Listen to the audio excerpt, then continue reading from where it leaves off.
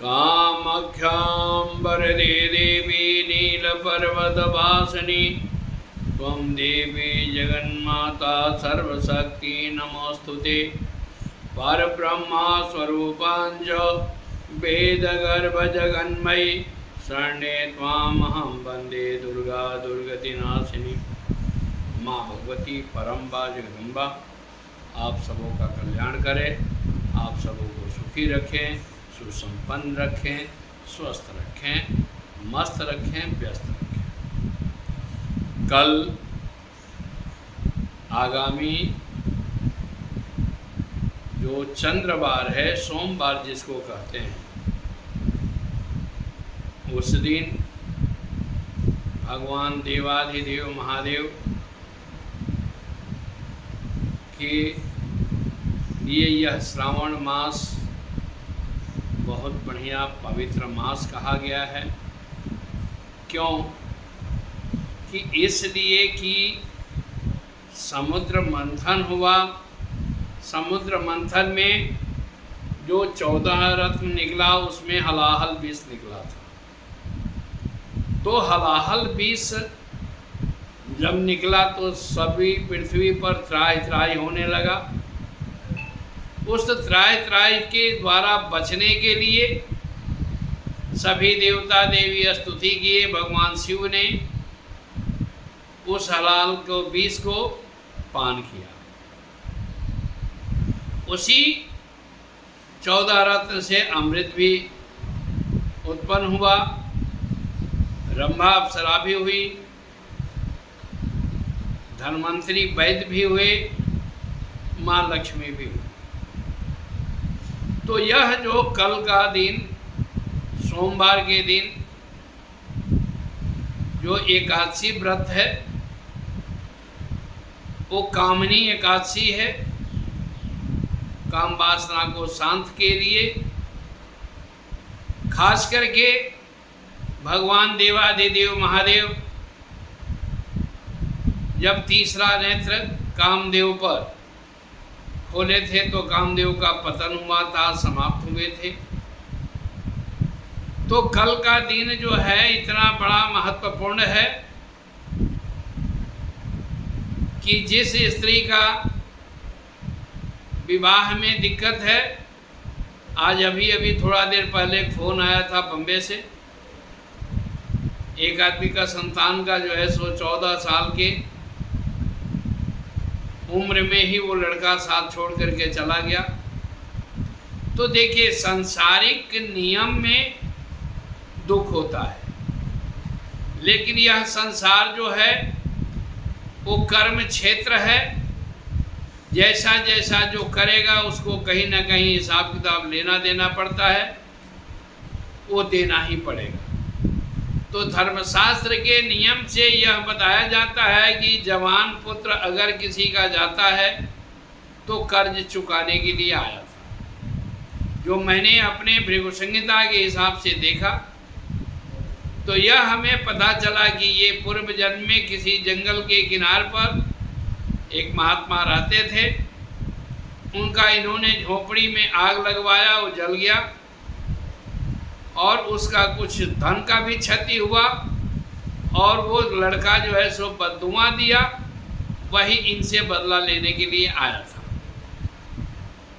तो अब आप एक चीज़ देखिए कि कल जो खास करके सोमवार के दिन भगवान शिव का अभिषेक दुग्ध धारा के द्वारा अगर उनका अभिषेक होता है दूध से, सर्वोपरि माना गया है कि अगर काली गाय का दूध मिल जाता है तो उससे संतान सुख प्राप्ति होती है। ये बहुत बड़ा विशेष है।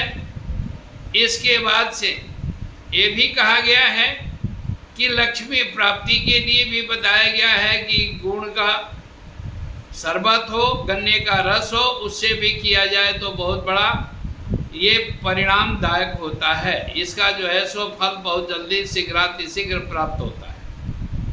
शत्रु शमन के लिए भी बताया गया है कि सरसों के तेल का अगर अभिषेक किया जाए तो उसका मतलब यह है कि यह काम जो है सो कहीं ना कहीं उसके लिए शत्रु शमन का भी उपाय देता है। साथ में एकादशी व्रत जो है कामनी एकादशी है, तो काम वासना को शांत करने के लिए, क्योंकि कहा गया है कि साधकों के लिए कल का बहुत बड़ा महत्वपूर्ण समय है, इसलिए भगवान विष्णु का भी कल पूजन एक ही साथ हो सकता है। हमने आगे भी बता रखा हूँ कि अगर विष्णु का पूजन कल तुलसी पत्ता से किया जाए वो सबसे बड़ा महत्वपूर्ण होता है, वो सबसे बड़ा महत्वपूर्ण होता है। इसलिए कल के दिन ये व्रत करना चाहिए और भगवान शिव का पूजा भी करना अनिवार्य है। साथ में ये भी है कि देखिए आगे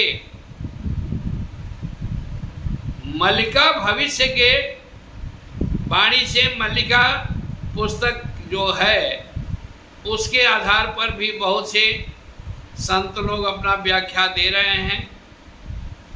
तो देखिए 1962 में जो प्रतिक्रियाएं हुई थी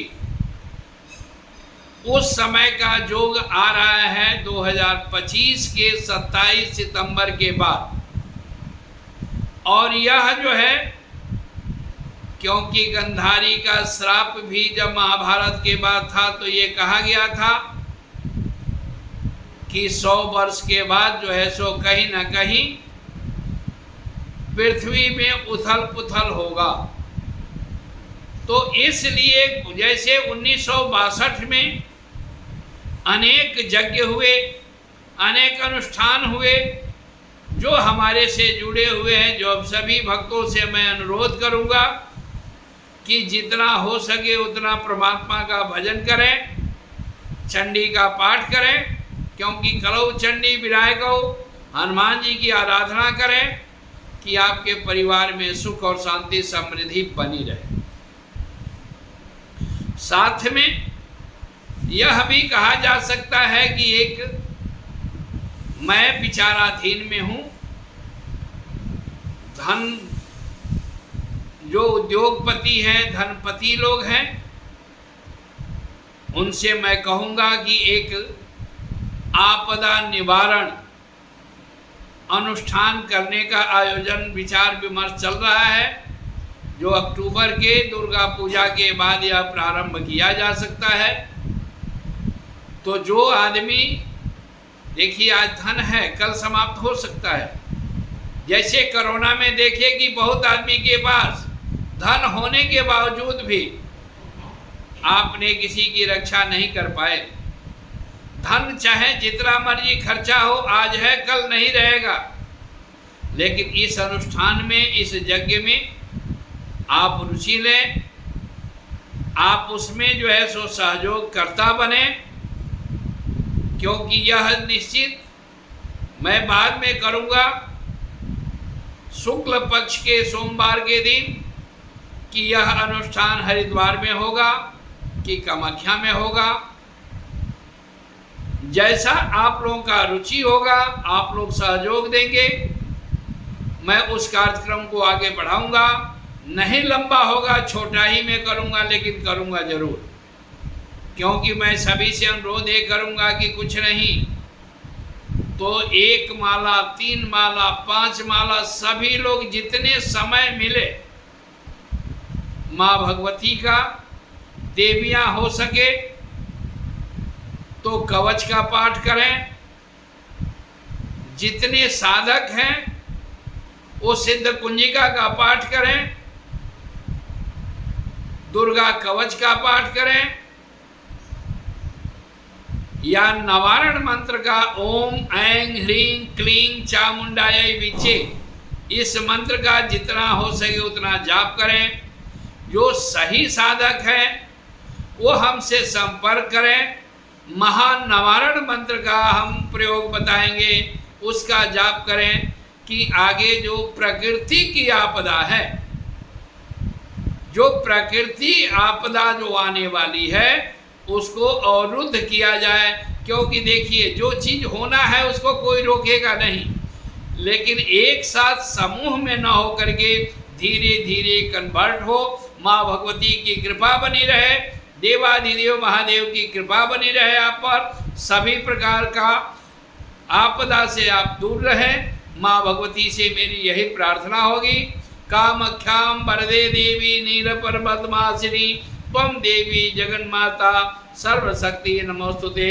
जयंती मंगला काली भद्रकाली कपालिनी दुर्गा क्षमा शिवा धात्री स्वाहा सुधा नमोस्तुते। माँ भगवती आप सबों को प्रसन्न रखें, सुखी रखें, सुसंपन्न रहें। जय माँ भगवती, जय माँ परम्बा।